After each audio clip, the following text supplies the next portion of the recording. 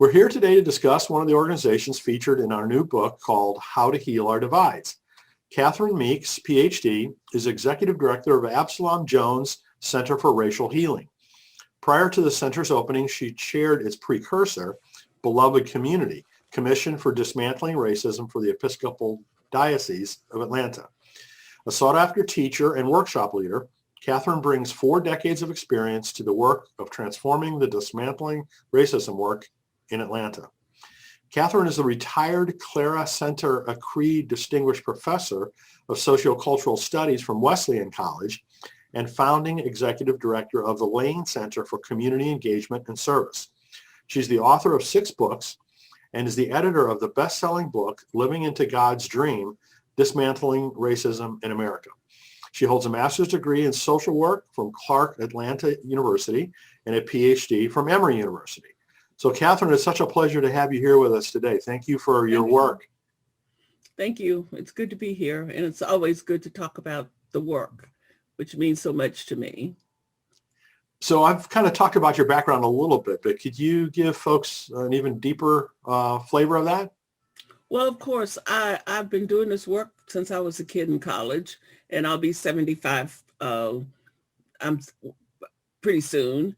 And so for over 50 years, I've been doing this work. I grew up in Arkansas. My father was an illiterate sharecropper, and my mother was a school teacher who graduated from college the same year I graduated from high school. And my mother went to college all of my early life. I watched her go from one place to another to get a class here and a class there because there were no colleges near us, and it was very difficult for an African-American woman to go to get her degree without having to just leave and go to another city. And she couldn't do that because she had to work, and then she had 4 kids. So I used to watch my mom work in the field in the mornings and then put us in the car and drive somewhere to take classes in the evening.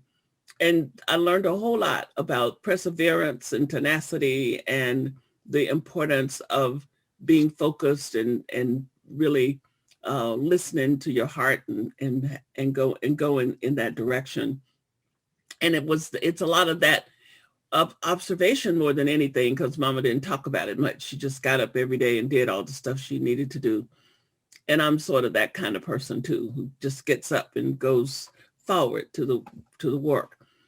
Growing up on a farm, my father loved the outdoors and the land. Even though he didn't own any of it, he loved it, and he taught me to appreciate nature.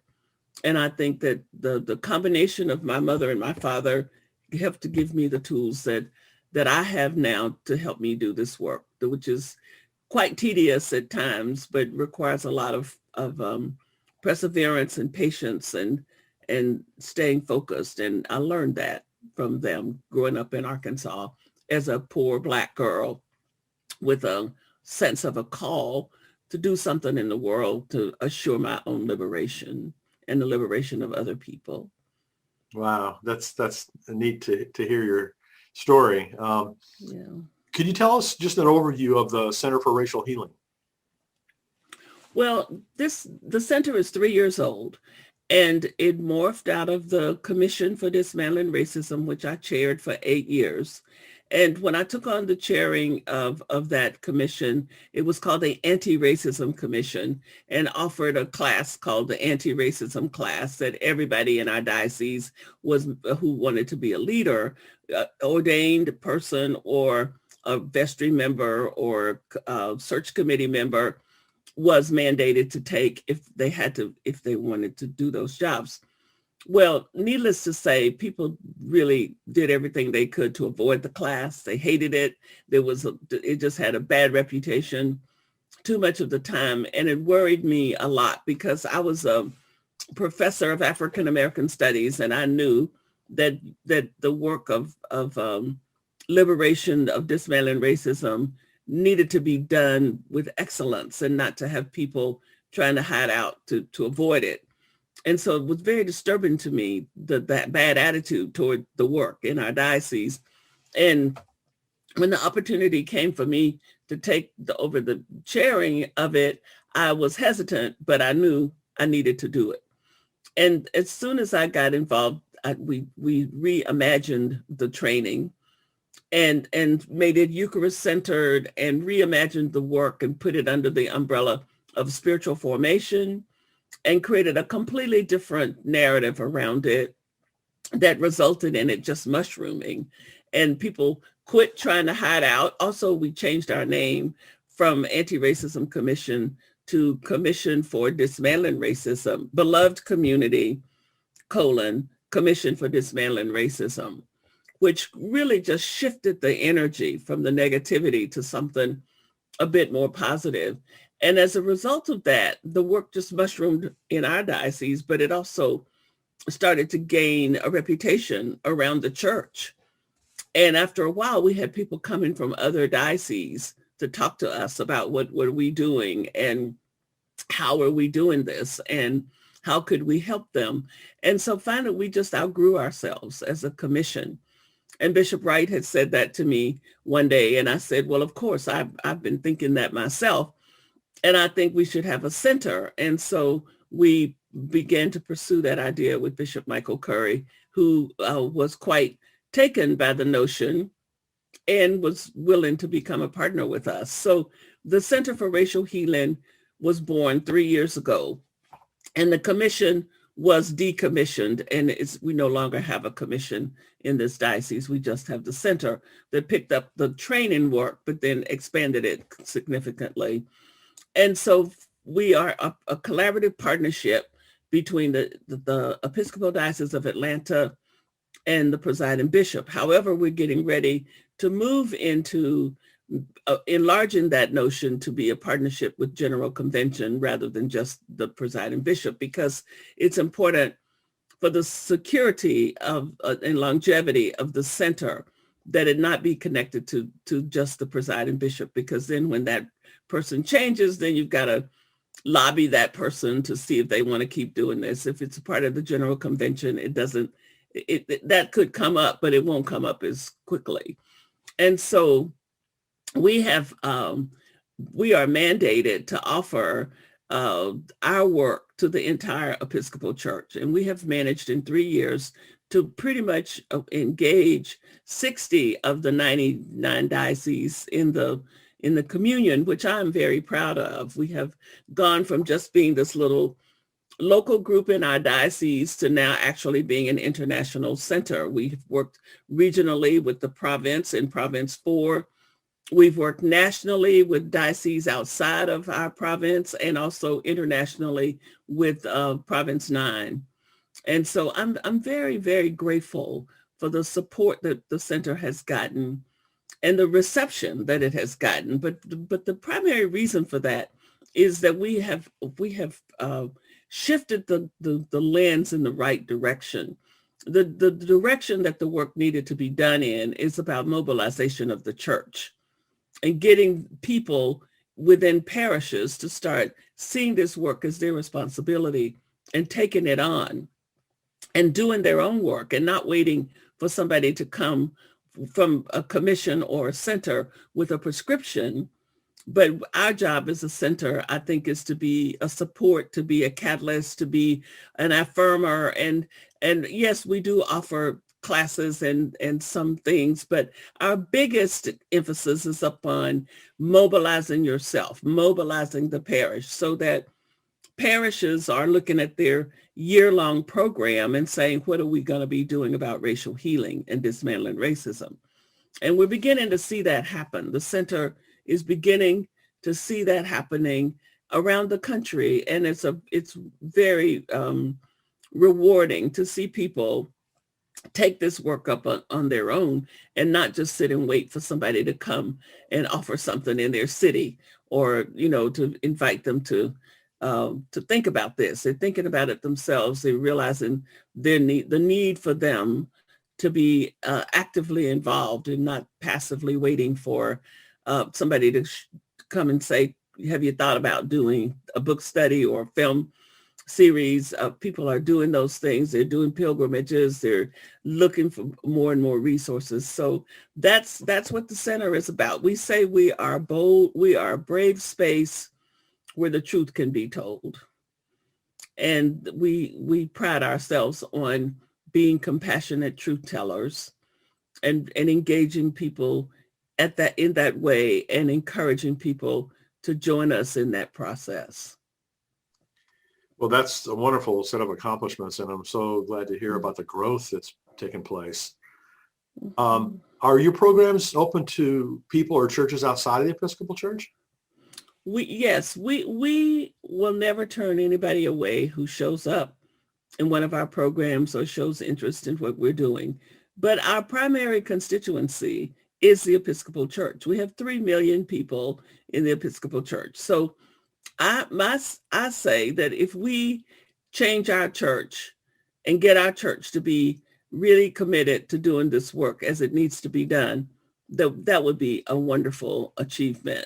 But anybody who looks at what we're doing and is interested in it is welcome. I mean, like I said, we would never turn anybody away. We just don't go lobbying for other people. You know, when we first got started, people were asking us, talking about being ecumenical. You have to be careful with that because you end up using ecumenacy as a way to water down what you're doing. You end up trying to be everything to everybody, and then you end up not being anything to anybody.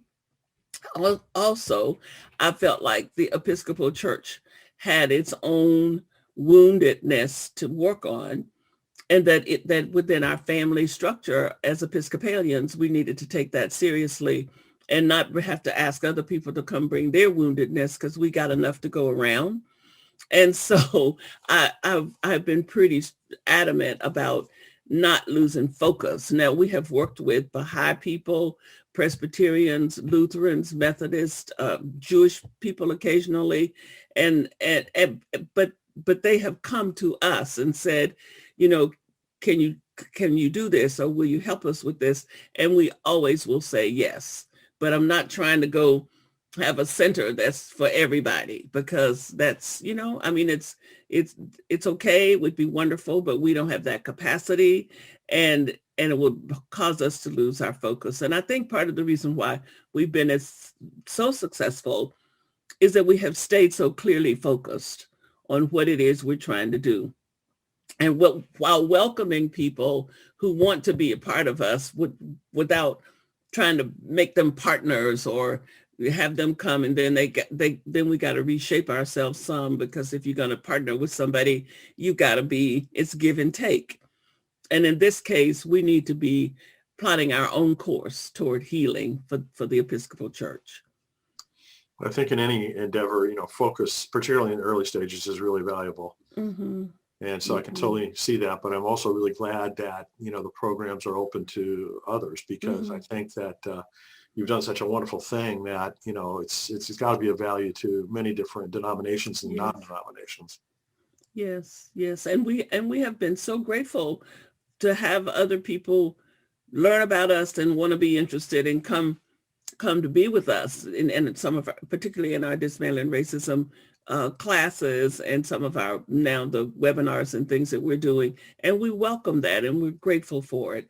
But we are still always clear that this is our family's problem, and we're sitting around our dinner table, and we don't need the neighbors to be here. You know, we in order for us to do our work, we need to do our work ourselves and be really sincere and focused about that. And it's been a good thing. It's turned out to be a good thing. So can you tell us what your training programs looked like before the pandemic and kind of what they look like now? I'm sure you've had to make major changes. Well, you know, I was so worried when the governor put the notice out that before the governor, the bishop, when the bishop's office closed, and we're part of the bishop's office. And so we had to close and go home. The school, the university, we're located across the street from the Clark Atlanta University system, and they closed down the school, and then the bishop closed down the bishop's office. So we were going to come home to work. And I was really worried about how in the world are we going to do our work, because we do our Dismantling Racism classes in person. And all of our work, of course, was done in person. Well, I got with my team of facilitators for dismantling racism classes, and we spent a half a day kind of looking at how we would format the work for a virtual platform and how we would get this done and practicing, and got a lovely young woman to help with facilitating the technical side. And we spent a bit of time kind of reshaping ourselves. And then we started offering our dismantling racism classes virtually, and we're doing 25 of them this year. And each right now, all the classes are full. They keep filling up all the time. And then we started doing webinars to deal with some of the other issues that we wanted to deal with. And we had such a response. I mean, you have 1,000 people register I did a conversation with Bishop Michael Curry, and we had 1,000 people register for it. If we had been doing that conversation on site, we would have been lucky to have 100 people. And so we pretty much doubled our database last year because of the virtual platform. We raised more money than we have ever raised in a year, because as people participated in our webinars, we don't charge for any of that, and we just ask for donations, and people were very generous. I mean, some people gave us $1,000 donation, which was amazing to me. And it just kind of blew my mind. It also, I mean, it's one of those paradoxical things where I'm really grateful and happy about how well we did, but it was in the midst of such sadness and sorrow and loss and reasons to grieve.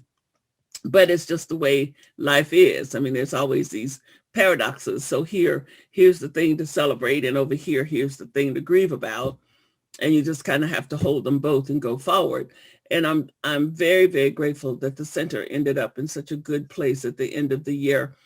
And it's led me to the conclusion that we will live stream all of our work in the future, because we have an audience now, an international audience. And we've had people from Canada, from the UK, from West Africa, from Latin America in our programs. And so now that we've had that kind of reach, we don't want to cut it off by going back to having 30 people in the room with us. If we have 30 people in the room and 300 online, then that's great. And so we're buying equipment so that we can do live streaming whenever we're back when we're back to doing more center focused programming. We'll be able to share it with that audience out there that is interested in what we're doing. That's so wonderful to hear, and congratulations on being able to make the migration like that. It's just exciting, and so glad that it went so well. So glad that it's been so well received. It's been amazing to me, and every now and again I get these emails from people saying, "Oh, we're just so grateful for the programming that you're doing." And we've just redid our website because we know how important it is to be inclusive in this work. And so we're working really hard to make sure that we have equity in terms of the major ethnic groups in our country that have been disenfranchised. So we put up a virtual resource library on our website for Native people, for Latinx people, for Asian Americans and African Americans. And we're building a resource base for each one of those groups and trying to be equitable in our presentations and programming, because all of these groups have experienced oppression in our country and are mistreated and are disenfranchised and marginalized. And I do not want our center to replicate the system by ignoring them and marginalizing them again. And I have made it clear to everybody that while we will do our best to not do that, of course we'll fall short some, because I know more about African Americans than I do Asian Americans, but that doesn't mean that I can't find the resources and find the people who do know and get them to bring those resources to the center. So I think our website is the only website in the country that has that focus of a kind of particularly in the religious community that has a focus that's trying to look at all those groups and trying to say, look, we can't play oppression Olympics here with this group is the winner because their oppression was worse than those folks over there. Because if people are oppressed, they are oppressed, and it's indefensible for us as a community of faith not to be speaking about everybody. You don't get to pick and choose, really. You know, if you want to have integrity, you've got to be against oppression, period, wherever it shows up. So I'm very, very pleased with a young woman who designed our website, and would really encourage people to visit it, because we want it to be like an excursion where you can come and spend time there and learn things and find resources that can help you in whatever you're doing, you're just living, or if you happen to be a person who's a practitioner of racial healing work. Well, from our How to Heal Our Divides website, we will have links to the Center for Racial Healing and their website and all the good work that they do. I mentioned earlier on the book that you had co-edited, Living into God's Dream, Dismantling Racism in America. Can you talk a little bit about that book as well as the new book that has come out? Yes, thank you. Living into God's Dream, Dismantling Racism in America is a collection of chapters by 5 other people and myself. And I wanted to create a book that would help to provide a basis for conversation around dismantling racism. So to have these diverse voices in the book has really been helpful. And it's been widely used by people as they have done book studies and discussion groups, because it's really served that purpose that I was hoping for, that it would make it possible for people to have conversations and not just have one voice in the room. You know, you have, I wrote 2 of the chapters, so it's got 7 chapters. And here we are with a text that can be talked about and used, and people are coming at this from a little bit different perspective, even though all of the folks are grounded in faith, of course. There's, let's see, some of them are Episcopalian, some of them are not.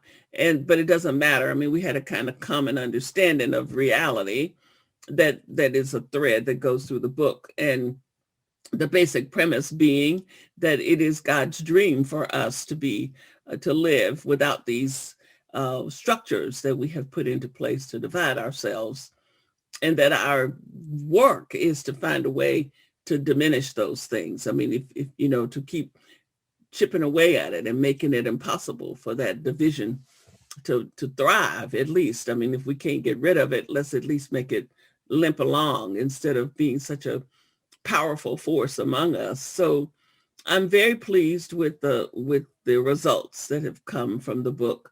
And then I co-authored a book on Ida B. Wells with Reverend Nib Stroop, who's a retired Presbyterian pastor, a white man who grew up in Helena, Arkansas, only about 30 miles from where I grew up in Monroe, Arkansas. But we did not know each other. We met each other here in Atlanta. And discovered that Nibs is a fierce fighter for liberation. And we discovered each other and realized how much we both loved Ida B. Wells and wanted to write about her. So we ended up writing this book together, Ida B. Wells, Passionate for Justice, Prophet for Our Time. She was the person who was just such a powerful voice against lynching, and also for the rights of Black people and women. And she is just a phenomenal human being who's also making it clear that she's just a human being who's trying to be faithful to the call to work for justice. So I'm very pleased about both of those books and have been glad to see them be used by people as they work on trying to dismantle racism. Well, Catherine, really am glad that you're part of this whole program to spread the word about organizations that are actually healing divides and taking, all of this very pragmatically. Mm-hmm. So I would really like to have you tell folks how they can get involved, regardless Mm-hmm. of who they are or where they're, located or what their role might be. Well, the first thing I always want to say to people is that you should think about what you can do in the sphere that belongs to you. Where are you and what's going on in your locale? What's going on in your house? What's going on in your neighborhood? What's going on inside of you? That's the starting place. And if we at the Center for Racial Healing can be helpful to you in exploring that and kind of coming to grips with, well, what do I need to do where I am? I'm happy to do that. So, our website is centerforracialhealing.org. That's really easy to remember. You are welcome to visit there. How to get in touch with us is there, the email address. If you have questions or if you want to talk about, ideas, we're open to any and all of that. But always thinking that the most important work you will ever do, and probably the best work you'll ever do, is the work you do in the sphere that you live in. I mean, you work with the realities that face you every day, because it's easy to send, you can send us donations. I mean, we always need money, but you can send us money and then think, oh, I'm done with that. But you're not. We would love to have your donation. Don't get me wrong. But the bigger gift that you can give to us is to take a stand where you are, to be vigilant about dismantling racism in the space that you inhabit and in the community that you happen to live in. Because this is how ultimately we're going to make this country a different place, with everybody taking this on as their personal work in the place where they are. And just think about that. If thousands and thousands of people would do that, think about how much energy would be mobilized toward changing the structures and changing the situation that we find ourselves in. So I'm just really, really clear about the necessity for individual intentional commitment to the work in whatever way you can do it. I mean, you don't have to be Dr. King or John Lewis. You just have to be yourself. You just have to wake up and be conscious and do what's in front of you. We get so caught up in trying to do what's out there that belongs to somebody else, and we completely skip over all of the 5 things in front of us that really needed to be done. And had we done those 5 things, we might have been given 5 more. And eventually we might get way out there somewhere, but we'll get there with on a foundation that really makes more sense than just waking up and trying to go off to, somewhere to do stuff that really wasn't yours to do in the first place. Amen. Yeah. I totally agree that, this is the type of effort that has to take place all over, and, Right. each individual, each, area. And it's going to take time, and it's going to take an enormous grassroots effort, but we don't have any choice. Right. That's right.